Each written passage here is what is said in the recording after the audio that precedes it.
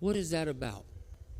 What's that about is when God, and when I find out what it is in my recovery, my character defects, when I take an inventory, I realize that I'm not going to no longer sell my soul for $1,000 or whatever's in that safe, $500. I remember there was a time in my using that you couldn't lay out $10. The kids couldn't have a piggy bank full of change because I would take it. Now, I rationalized that the reason they had it was me in the first place, so they were just holding it for me for when I really, really needed it. And there was nothing worse than going to the dope man's house with the piggy bank in your hands going, hey, will you give me a couple extra for the piggy bank? That's how sad I was in that mess.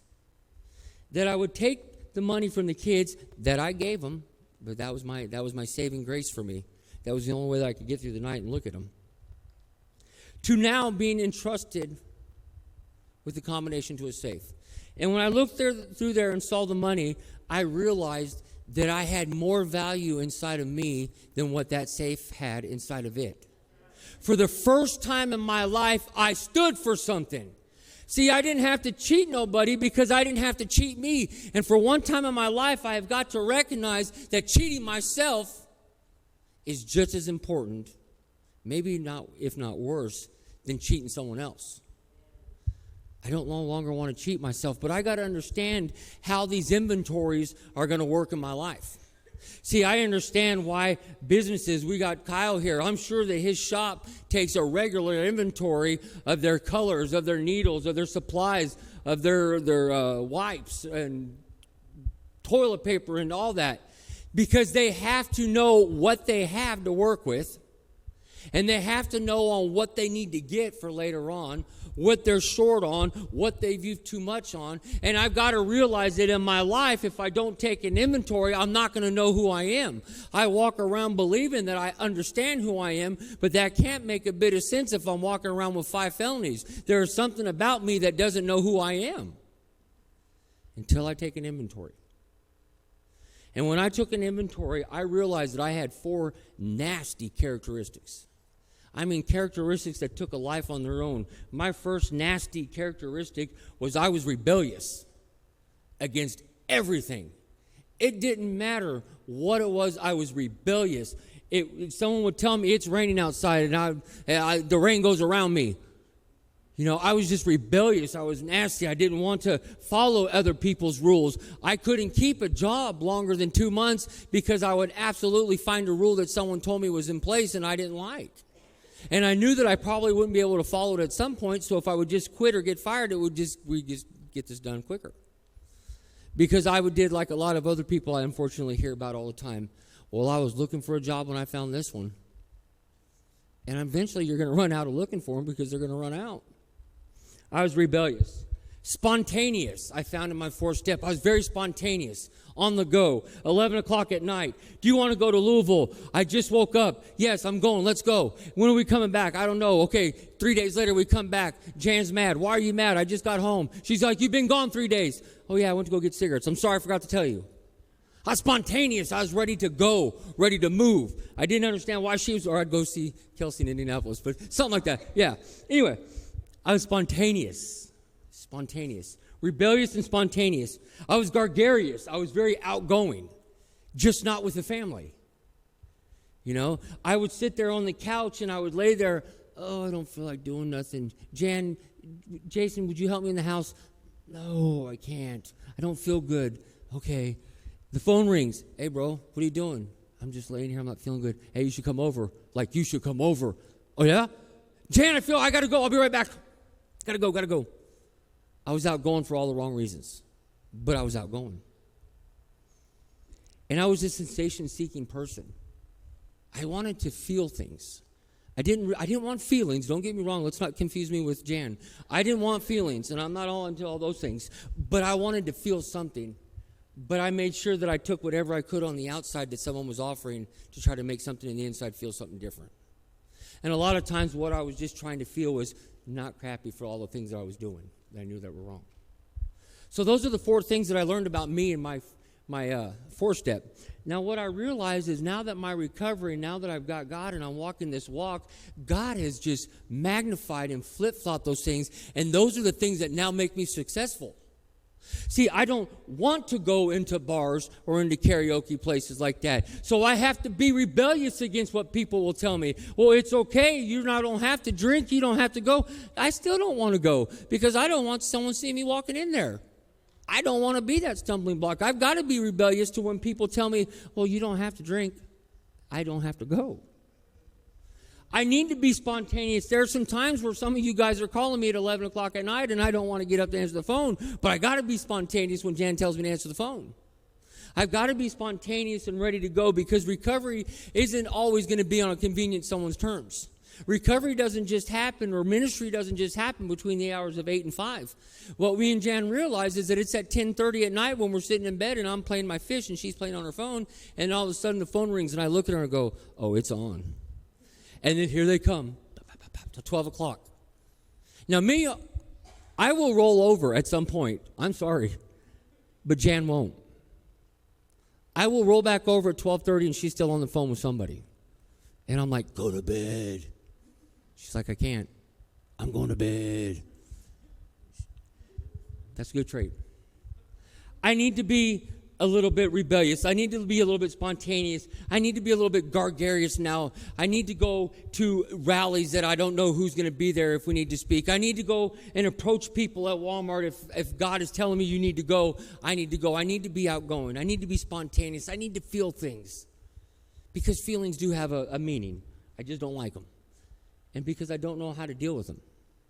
Because on my 4-step, when I was going through the 4-step and going through the spiritual inventory, I didn't want to mess with the feelings. I don't like them. I don't think they're very useful. I think for me, they've gotten me in more trouble than they've done me any good because I've tried to make emotional decisions based on an intellectual problem, and it required me to give a commitment of the next 10 years, but I was so emotional that I went, okay, yes, and then 2 days later, I'm like, oh, why? Why did I do that? So sometimes I got to figure out if I'm running an intellect over an emotion or if I'm going to run an emotion over an intellect. And the only way that I have learned not to do that is just knock them out completely. Now, when we went up to go see Charlie in the hospital, Vanessa and Jan and everyone's crying. And I'm just like looking at them going, stop. Well, then we had this meeting with the doctors and Jan. I went in there and I'm trying to, joke, and I'm trying to tell them, all right, look, no one's going to cry. We're going to take care of business with Charlie. This is how it's going to go. And Jan's like, yeah, right. And Charlie's son was like, well, I'm going to cry. And I find it's absolutely necessary for some people. But if you don't take your inventory, if you don't understand what that is for you and what that does for you, and you misinterpret it or you count it wrong, like if you were doing an inventory at work and you were off, you're not going to manage that right. And it's going to wind up costing you a lot more than what you needed it to be. So the spiritual inventory, we're going to break down into 4 parts tonight. The first one, relationship with others. Matthew 6:12 says, forgive us our sins, just as we've forgiven those who have sinned against us. In this first part of the spiritual principle, the spiritual inventory, you've got to understand what is your relationship with others. If you don't understand what your relationship is with others, you will never truly know who yourself is. The only way you're going to know who you are is who you are around other people. Are you going to follow what other people are doing, or are we going to be leading where they're going? And sometimes it's a very good thing to distinguish the difference, almost what the Serenity Prayer is telling us, and the wisdom to know the difference. That is the difference we need to understand is, are we going to follow in this round or are we leading? Because I promised myself and my kids that I will no longer follow a drug anyplace. Now, sometimes that means I will no longer follow certain people into certain places. You will not always find me, unless I got Jan right next to me, running into a crack house to find an addict. I did say Jan was next to me, because I'm sure God will call me to do that at some point. But what I got to understand is I got to be willing to be there when God sends some of them.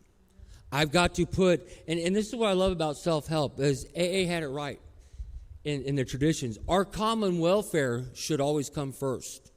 Now, our recovery depends on the unity of what the group is. But we have got to take care of ourselves. We have got to take a look at what's strengthening us, what's weakening us, what are doing the things in our life that are either going to cause us to go this way or that way. And then what we got to take into account is, what dog are you feeding in the morning? You feeling the dope dog, or are you feeding the recovery dog? Because every day it should be a choice. And if you don't make a choice on what you're feeding, you've already made one. And if you don't think that feeding your recovery dog every morning is important, just wait till the wrong person comes up at the wrong time with the wrong set of situations. And then you're sitting back in jail going, oh, wow, again. Relationship with others. When you look at your relationship with others, you need to ask yourself, what are your overall relationships with people when you do this inventory? Do you have an overwhelming jealousy or resentment against most people you meet? Are you angry with most people you meet? Can you find, or do you find fault in most people you meet? Because if, like I was saying earlier, if you can find that in every single person you come across, they may not be the problem. And if you're looking at yourself, I'll just be bold and tell you what your problem is. It's your problem with self, because you're losing a relationship with God. You are not in constant communication with God. Something you are not doing, but you are out of the earshot of God. And all you need to do is put yourself back in. So when you start looking at this inventory, you understand 3 different characters of who you are. The character you exhibit, the character that we think we are, and then there's the character that we truly are. And you got to figure out which one that is. Second one, Mike. The second one is your attitude. Matthew 6:3. He will give to you if you give him first place in your life and live as he wants you to. Your attitude will be a direct reflection of your relationship with God. It'll be what you are in the morning. The scariest thing that I ever see in the morning is when you walk up to someone that you know they're a Christian, and they're like, how are you doing? And they're like, nah, it's great. Well, how's God doing in your life? He's okay, I'm having all these problems, and the kids aren't listening, and no one, and I don't have a place to live, and I'm tired of my job, and but I guess if I just pray, God will take care of it. You are the kind of Christian I need to stay away from today. I do not want to be that guy, because it poses more of a stumbling block than it does an edification of who Christ is. I don't want to be, and sometimes when you have to fake it till you make it, then fake it. Fake it long enough until the Spirit of God gets put on you, but don't wait for the Spirit to come on you. You've got to put that Spirit on yourself. That's the first thing we should be doing in the morning, is put your spirit on, because I don't wake up happy. I don't know about you guys. I don't wake up being all, for joy, and the blessings that come with it, right? I wake up and look at Jan, and I'm like, I hate you. I hate the alarm. I got to go to work. And look, I work the easiest job, right? You guys know this. 10 hours, 9.75 on Facebook. I got it made. I get it. But I hate it. But I don't wake up with the Spirit on me. I have got to wake up and make a choice before I leave that bedroom, because if I don't do it before I leave that bedroom, and someone has to come in contact with me as I leave that bedroom, I may be a stumbling block right off the bat. And I may perpetuate a negative bad day in many people because I didn't put my spirit on. And so I've got to put my spirit on. I've got to make sure my attitude is in check. I've got to place Christ first. And I don't always do it, but I know I should. I shouldn't even be putting my feet on the floor because of where they might take me. I know what I should be doing, but I don't. And then when the day by noon and I'm just ready to pull everything apart and I'm like, I don't understand why everybody's all messed up. It's because I didn't put my spirit on. And I've got to do that. My attitudes. The next one, Mike. My priorities. Get rid of all my bitterness, my passion, and anger. No more shouting of insults. No more hateful feelings of any sorts. Have a priority to get rid of the things. Now check it out. He said get rid of your passion. Why? Because your passion unchecked can become an idol. My passion can be used just for the dope just as much as it can be chasing God. And if I don't have the bitterness, if I don't have the anger, if I don't have these things in my life checked, I am going to mess up my priority. My priorities then shift, and then all of a sudden giving me the combination of the safe isn't a good thing for anybody, because I don't have what it takes inside to be godly. When I'm looking at my priorities in my life, after I make a decision, I have to check out a couple things. Do I have priorities in a job?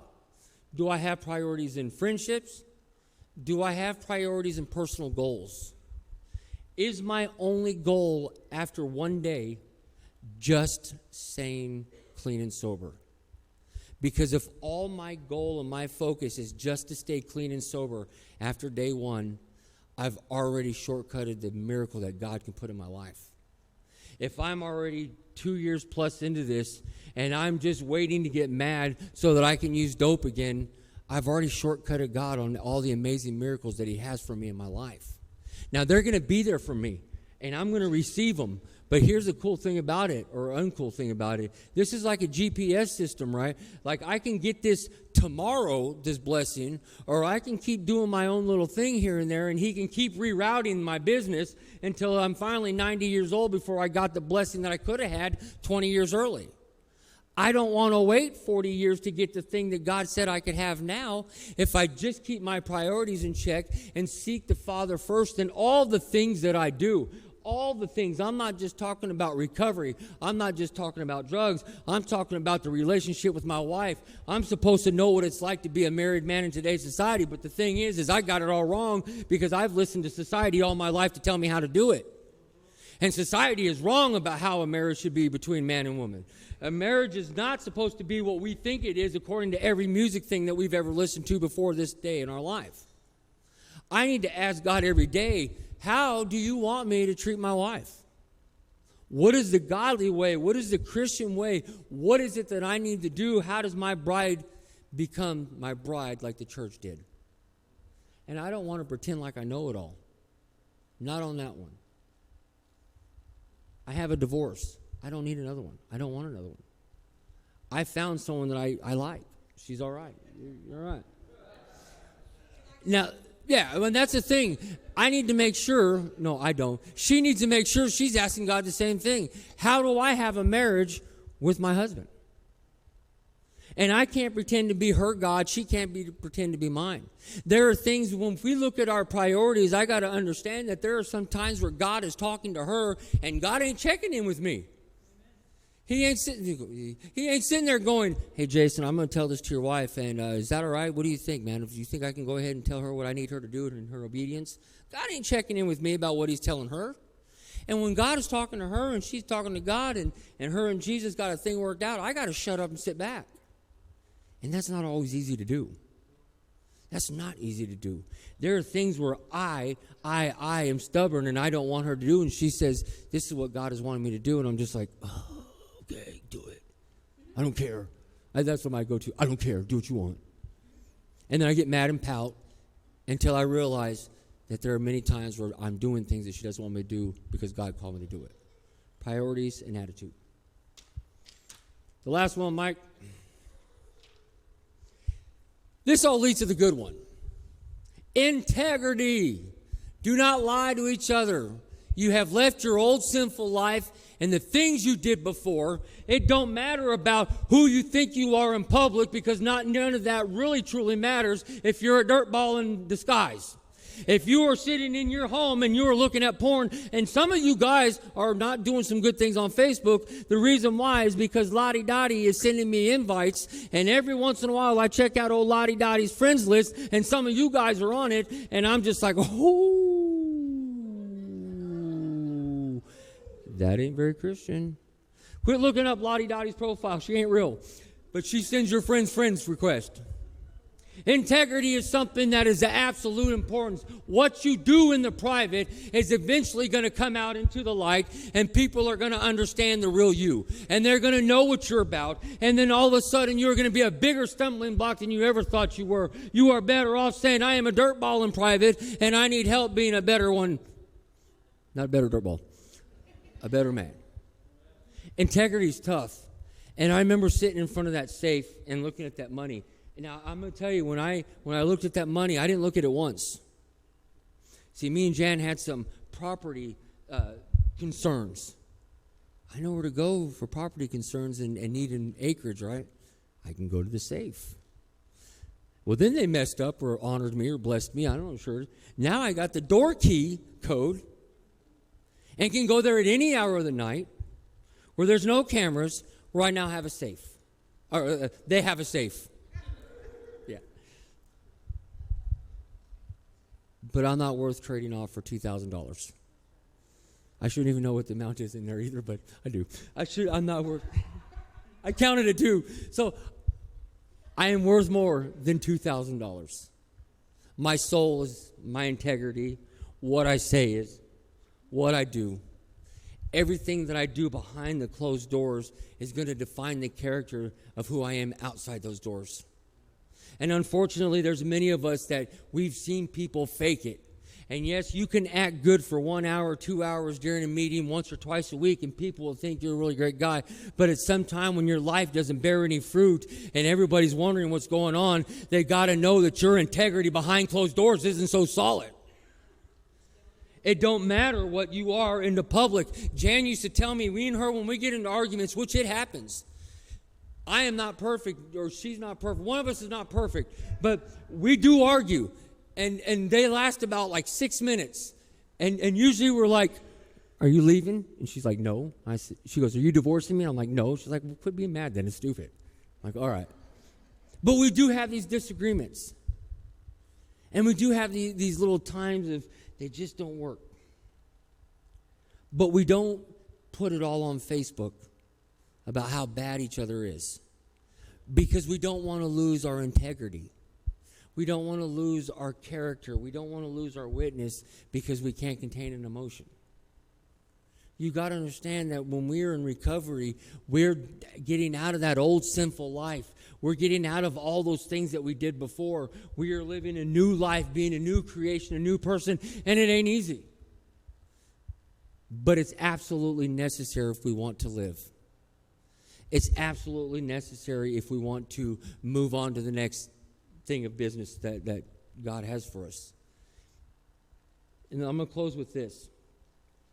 You did a good job, Mike. He does. Thanks, Mike. Mike gets like these 2 or 3 or 4 slides, and I say, well, you'll just know when to change them, and if you don't, I'll just tell you to change them, and he's always real good. He knows. He does good. All right. Seek ye the kingdom first. Not Google it. Not Facebook it. Don't call Jan. Don't call me. Don't call your bestie, your BFF. Don't call your wise counsel that you think is wise. Don't seek the kingdom in 8th place. Finally ask. Wait 10 whole minutes for him to answer, and you want him to give you first place recovery results. It doesn't work that way. Seek the kingdom first, and all the things that you do look for, ask for, need, and want. And when you do that, and you get that lesson, he's wanting to give to us. And then he'll add a little bit more. And he'll add a little bit more. I always wanted to have the marriage that I have with Jan. Always. But since I didn't know how to be a husband, and she was trying to be the best codependent woman a woman can be, we had a lot of seeking out to do. And I tell you what, I would be absolutely devastated in my life if something happened to Jan, because I become reliant on her and what she does. Because I know when I'm not seeking the kingdom, she is. And I know she's not afraid to tell me, have you done a devotion? Oh, you haven't? Well, let me just send you 25. Or more. She has a devotion for every situation known to man. And she must have this on standby because she sends them quicker than I get the whole statement out. Have yourself and find yourself someone that will keep you accountable. So part of the inventory is who you are with people, who you are with your attitude, who you are with your integrity, and who you are with people, integrity, Mike, what are they? This is important enough to go back for. Okay, here we go. Keep in mind this week when you're looking at your inventory, your relationship with others and how you view them, your priorities in your life, what are they? Your attitude, what is it? And your integrity, where is it at? And then in a couple weeks, we're going to go over and do part 2. Sound good? All right, so let's take a 5-minute, 8-minute break for you smokers. Be sure you're on time to small groups because we're going to start tonight. And then we'll come back, do our last few songs, and then leave.